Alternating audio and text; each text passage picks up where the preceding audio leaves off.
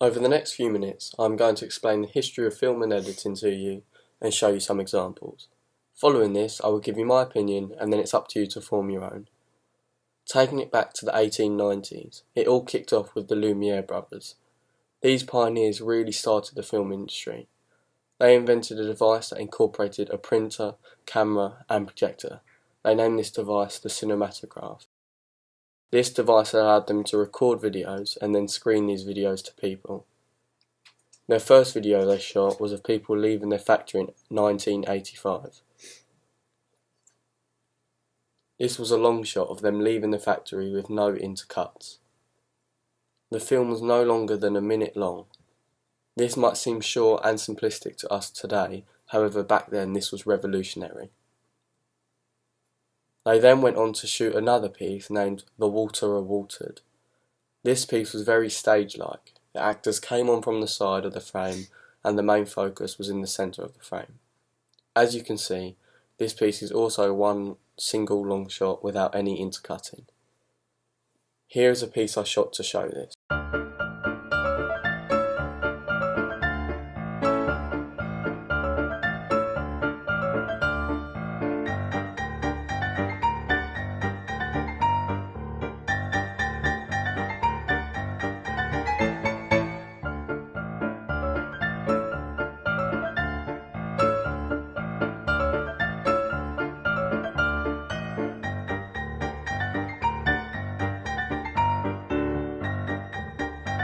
The next step for film came from a French illusionist by the name of Georges Méliès. He was the first person to discover the jump cut.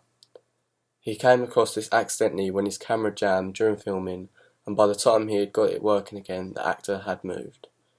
This gave the impression that he disappeared and reappeared in a new place. Once again, the piece is one single long shot, however in this piece, the main focus is not primarily in the centre of the frame. Here is one I shot to highlight this technique.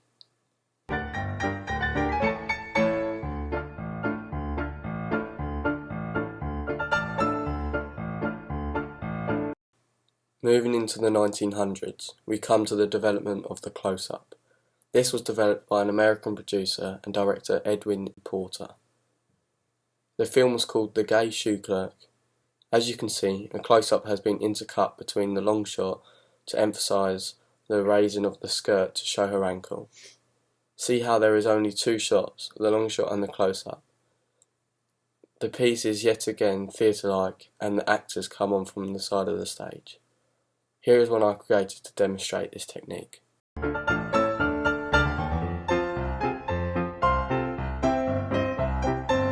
Porter then went on to make the first piece to include splicing more than two shots together. This piece was around 10 minutes long and featured several long shots.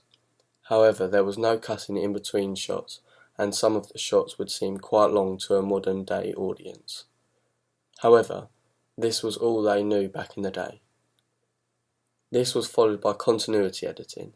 This is more like what we see today and follows a narrative. Here is a piece I created a while ago that demonstrates continuity.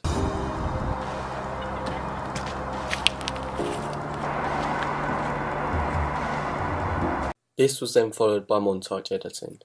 This was developed in 1910.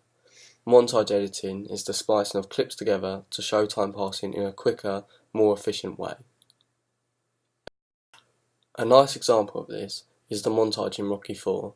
See how several different shots are used to show time passing. Next came parallel editing. This is where the audio is used to bridge two clips that are happening at the same time. A nice example of this is from Godfather, where he orders the hit while at the christening. The audio from the christening is seen in the other scenes to bridge the gap. Finally, we come to rhythmic editing. This is where the sequence is spliced so it fits nicely in time with the music. This can be seen in the new Suicide Squad trailer with the soundtrack from Queen's hit single, Bohemian Rhapsody. Notice how each cut fits in time with the music. I hope this has showed you how much the film industry and editing has developed over the years, and how far it has come from the very first clip, and has opened your eyes to how much it can develop in the future.